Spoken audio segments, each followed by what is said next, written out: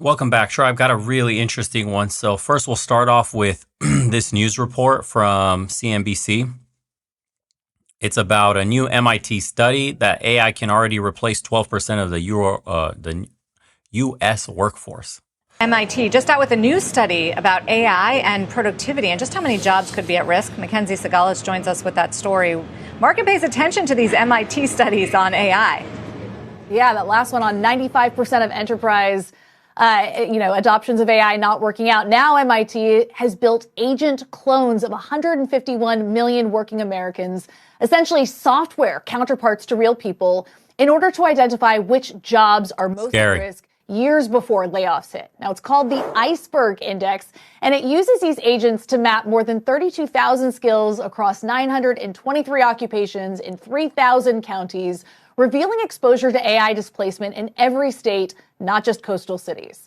The report shows that while only 2% of AI-driven wage disruption is visible in tech hubs today, there's actually a hidden layer of exposure that is 5 times larger than what we see today, cutting across industries and geographies, hence why they call it the Iceberg Index.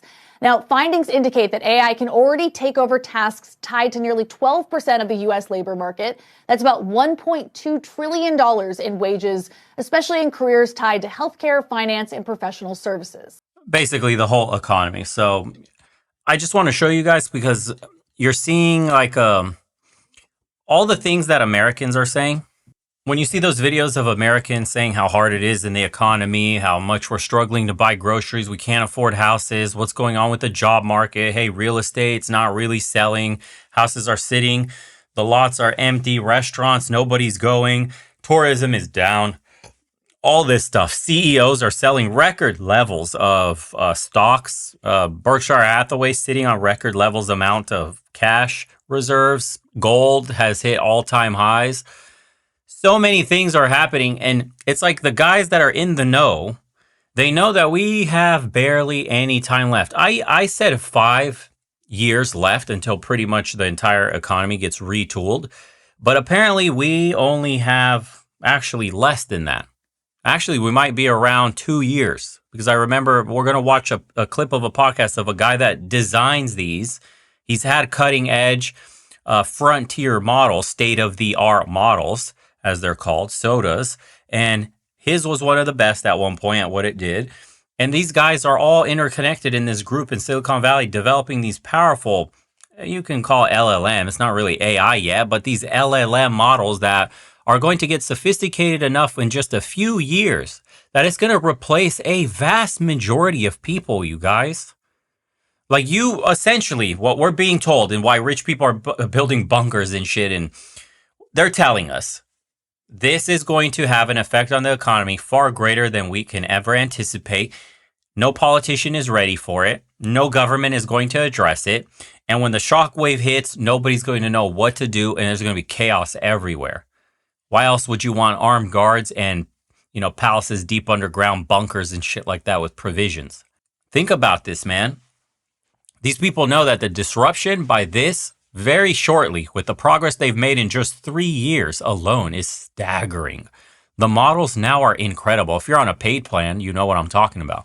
What they're capable of doing with video, with audio, with imaging.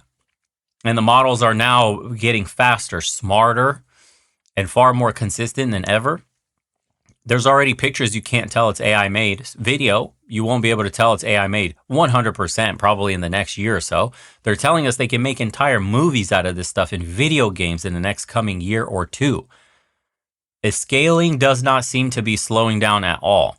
So I just wanted you guys, we'll finish this off and then go into the guy in the podcast. For lawmakers preparing billion-dollar reskilling and training investments, the index offers a detailed map of where disruption is forming down to the zip code, and crucially, a way to run what-if scenarios before they commit real money and legislation. You've got states like Tennessee, Utah, and North Carolina, also co-authors on this new report, that are already using Iceberg to test everything from new training programs to skills-first hiring rules before they formally commit to policies and spending. Guys? I'm amazed at this story, Mackenzie, and this money quote that you use, where they argue that we're basically creating a digital twin for the U.S. labor force. But researchers do stress that this isn't a countdown clock to layoffs. It's more of an early warning map so that policymakers can move money and training around before the shock hits.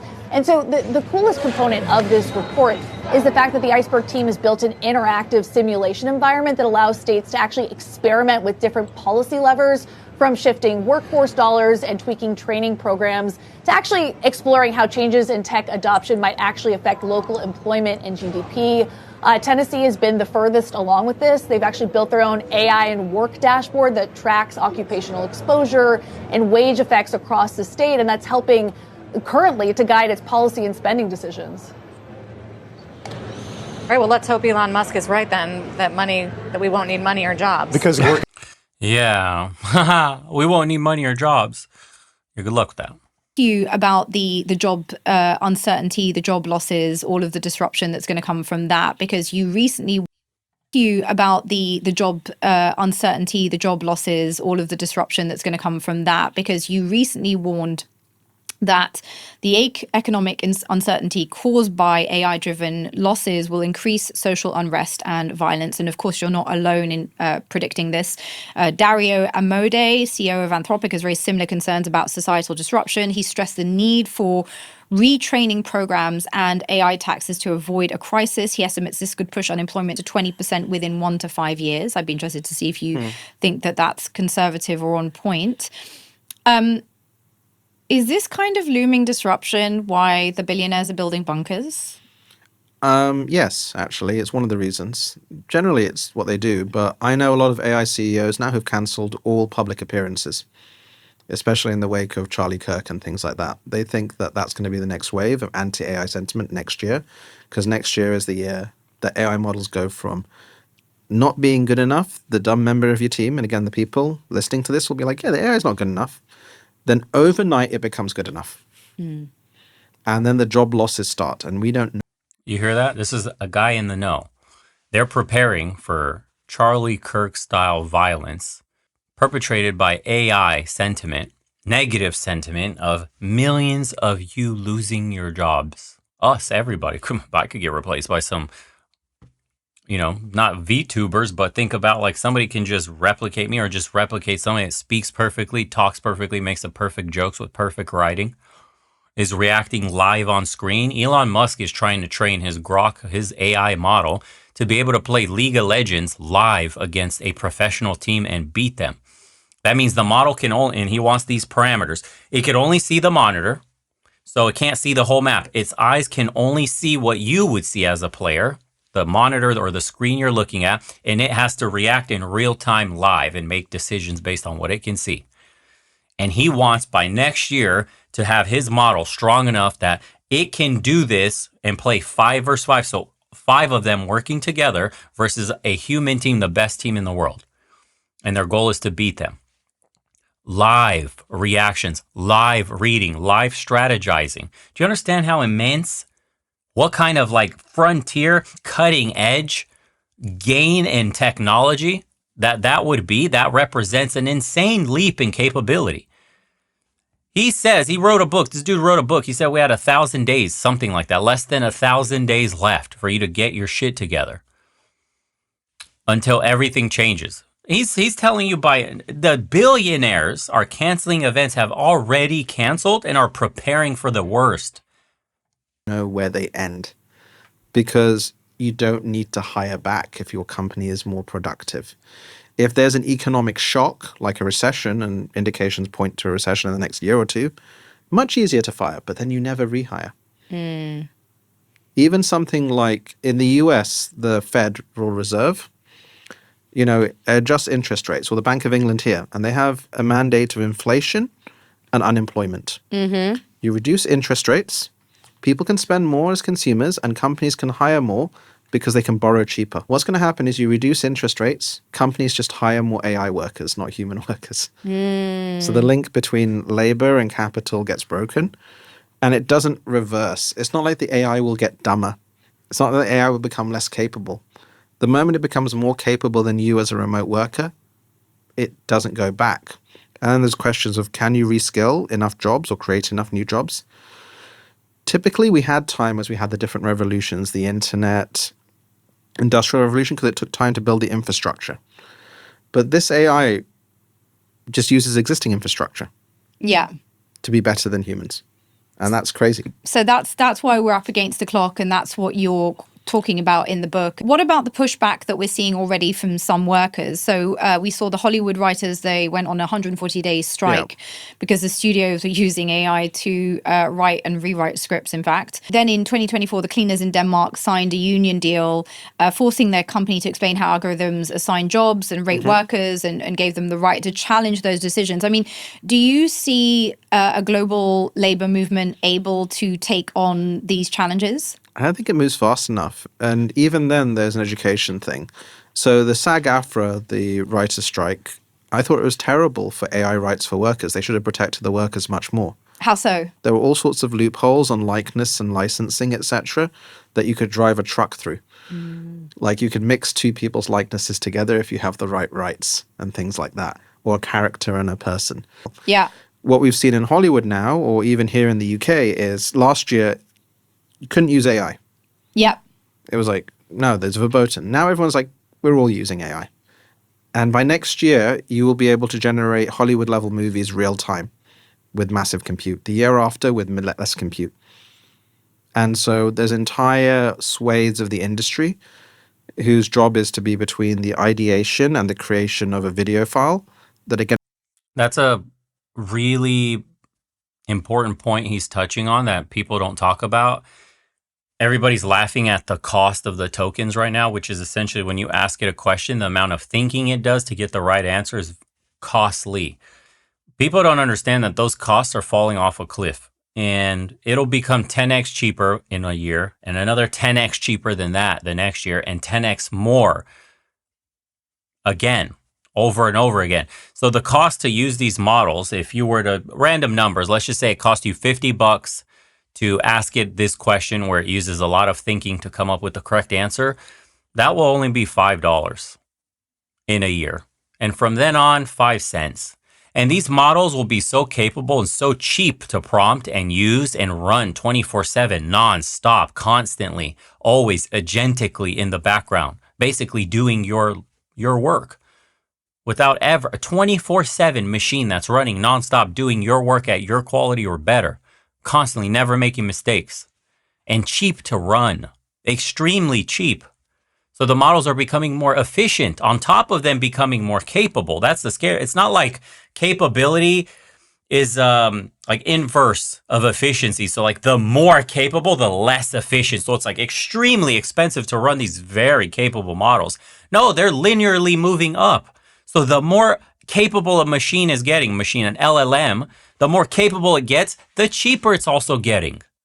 So it's costing them, they won't need these data centers that they're building. They're building them for inference, for training, for all this stuff. But the costs of running the models will be pennies. So if you're a company and you're thinking, should I hire this AI model and what's the monthly subscription? How much is it going to cost me to use? It's going to cost almost nothing. And it is going to change your company, your business overnight. So you don't have to pay an hourly wage. You don't need to get health insurance for this AI model. You don't need, it could run nonstop, take calls as late as you need, always there to answer, can help you with any question you have, can double check you as the business owner, can do almost everything. Multinational corporations cannot wait. The people building these models know what's coming. Guys, we used to say 5 years, but apparently you got 900 days. I think it's in the title. Yes, we have 900 days left. They get displaced very, very quickly. And it's not like anyone needs camera grips and other things anymore. The amount of time that you need to shoot a scene will just go to one scene and then adaptation in post-production with AI. So I think that there needs to be more protection for workers, but it's not going to move fast enough because AI doesn't move at the pace of PDF or policy. It gets smarter all of a sudden, all at once. Actually, it's like there's this new continent, AI Atlantis, and immigration is completely free from there. And they're super skilled workers. What do you mean immigration is completely free from there? So you got this new virtual world, right? And there are all these AI workers, and companies can hire them instantly. No visas required. Oh. In fact, they're tax deductible.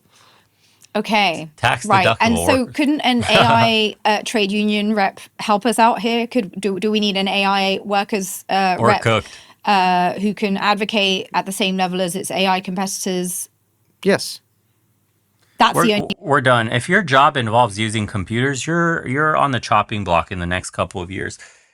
Get skills that work your hands. AI is not going to replace dexterity anytime soon. In the next 5-10 years, robotics are like rapidly advancing, but no one is going to stucco up your house, paint your walls. Nobody's going to be able to mix cement, apply it to everything, whatever, marbling, countertop, stuff like that. Guys, learn to work with wood, carpentry, learn to work with plumbing, learn to work with electrical lines, electrical in general, HVAC units, masonry, stonework, stucco, any type of cement work. Learn to do the high end, no less, not just the low end little shitty repairs. Like really become an artisan, a maestro at your job. You will make millions of dollars in the future with this. I know for sure because I've worked in remodeling and construction, and the guys that are crushing it and become millionaires or continue to make a killing serve the upper class, the luxury market. I know stonemasons that I used to work with, stucco guys too. I used to do my own stucco by hand. I was taught to do high-end European stucco by my own father. He's got 3 decades in the business. Work you cannot find anywhere else, made by his 2 hands. Worked on all the famous people in Atlanta. Football players, basketball players, baseball players, doesn't matter. Politicians, Usher, everybody, all famous people. The people that do high-end work will thrive. And if you do work for middle class, it's disappearing. You will starve. You want to do government contract, you want to do commercial and high-end work for high-end clientele. Luxury markets survive recessions. Rich people have money to spend. If you don't believe me, ask anybody in any industry right now where they're servicing people from the luxury market to the middle class to the lower end, and tell me which market is the strongest right now and bringing in a ton of their business. I bet you in the comment section, they'll tell you below. Exactly. It's exactly what I'm telling you. That's only going to increase. There's going to be millions of people that are going to be rushing to the trade schools to learn how to do the work, but very few people are going to have the skills to become high end only. Very few people, they're going to treat it like jobs. Very people have very passion for the work that they do. You will rarely find people that are passionate about the work that they do, take their job seriously, and become at an artistic level with their craftsmanship. If you become one of those people, you will be a millionaire. That's not sexy work, and people don't want to put in the work to learn that kind of stuff. To learn those things, it takes years. All this office work bullshit, women are going to suffer the most. I told you guys, dude, the babysitting jobs, they're done with. All the pencil pushing, the keyboard clacking, the email receiving, sending, the Zoom calling, all that shit is done for. We have 900 days. The cars are already driving themselves. Soon, we won't need any more drivers. Okay, the 18-wheelers will deliver themselves nonstop on the road. First, they'll start with local routes, then they'll do national routes from state to state. It's not looking good. I'm not trying to be doomer. I'm trying to prepare you because everybody else has wool over their eyes. These guys, the dudes that are in with half of a heart to tell everybody the truth, are fucking screaming at the top of the rooftops, hey, we need legislation. We need to be prepared. Hey, there's going to be a massive shock in the job market. Hey, overnight, these models are going to be capable of incredible things. What are we going to do about it? Nobody, bro. Nothing. Jeez. Way this is going to work. I mean, you don't want to say the only way to beat a bad guy with an AI is a good guy with an AI, right? But realistically, again, you can't compete. Already, you have an AI super PAC in the US that's $100 million they kicked off with. They're using AI to change policy in all sorts of interesting ways that I can't go into. But you can imagine, again, they're super powered with this technology. Look at this shit. Look at that headline. Super PAC, God, as if money in politics isn't bad enough. Super PAC aims to drown out AI critics. They're already lobbying for themselves in midterms with $100 million and counting. Leading the future is pushing to make Congress more AI friendly. Oh, man. As if APAC wasn't bad enough. We're going to have the AI overlords. Policy in all sorts of interesting ways that I can't go into. But you can imagine, again, they're super powered with this technology. And again, the AI they have access to is not the AI that you have access to now. Yeah. It's a much smarter version. What do you say to the fact that, we're speaking today at a time where legacy media is reporting that the AI bubble is about to burst, especially as major investors pull back? We've seen billionaire Peter Thiel's fund sold its entire $100 million stake in NVIDIA, the key AI chip maker, causing NVIDIA stock to drop nearly 3%. Just days earlier, SoftBank also sold its stake. Have any of these moves and the general predictions around the AI bubble bursting tempered your predictions? So I think the build out of these data center GPUs was too much, because the problem isn't that the AI isn't good enough. The problem is that it's about to get too good. Do you need gigantic data centers when on a MacBook Pro, you have enough compute to basically do almost all of your daily cognitive needs with the efficiencies that we've gained? To give you an example, GPT-3, when it came out, was $600 per million words, roughly. GPT-5 is $10. Grok 4 Fast, the XAI one by Elon, is 50 cents. And the next generation of models coming out at 10 cents for the million words. So you've gone from $600 to 10 cents. The technological impact is going to go exponential next year, because you're going from these prompt-based chat GPT things to virtual workers you can talk to on Zoom. That can work for arbitrarily long periods of time and check their own work. You see, we're But done. the cost of that they thought would be $10,000, $100,000. It turns out to be $1,000, $100, $10. And so therefore, do Shit. you share kind of Bill Gates' view that we're in an AI bubble that's similar to the dot-com bubble? He's saying there's a lot of investment that's going to end up in a dead end, basically. You'll remember the 2000 Y2K moment where we were all told that, when the clocks move over, the digital clocks to 2000, they're all going to lose their mind and the world's going to end.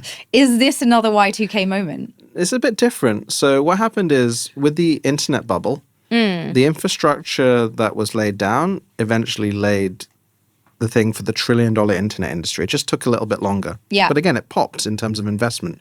Here, you have trillions of dollars of investment because no one can afford to be left behind.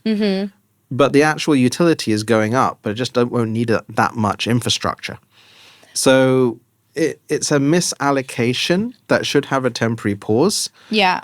But then means that the cost will go even lower for a given level of thing, because you have overcapacity to do economically disruptive work.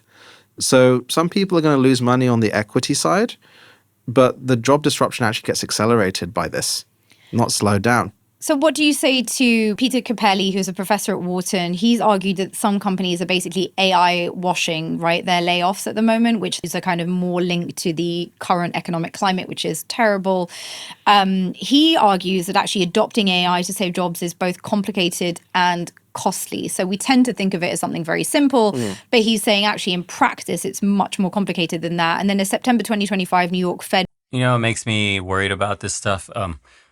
We're already on the breaking point. We're on the edge right now as a society, with the economy in the current shape that it's in right now, and all the racial tensions we have right now with, I would say, exacerbated by soft on crime policies and liberal judges. And so many people we're seeing victimized by repeat offenders and stuff like that. And, radicalization of politics, both on the right and the left. The left's calling people fascists. They just shot 2 National Guards. Charlie Kirk was assassinated. Other ICE agents were targeted, stuff like that. We're getting a list of stuff, that's going on. And the left, also, they killed that healthcare CEO as well. So the Luigi Mangione thing.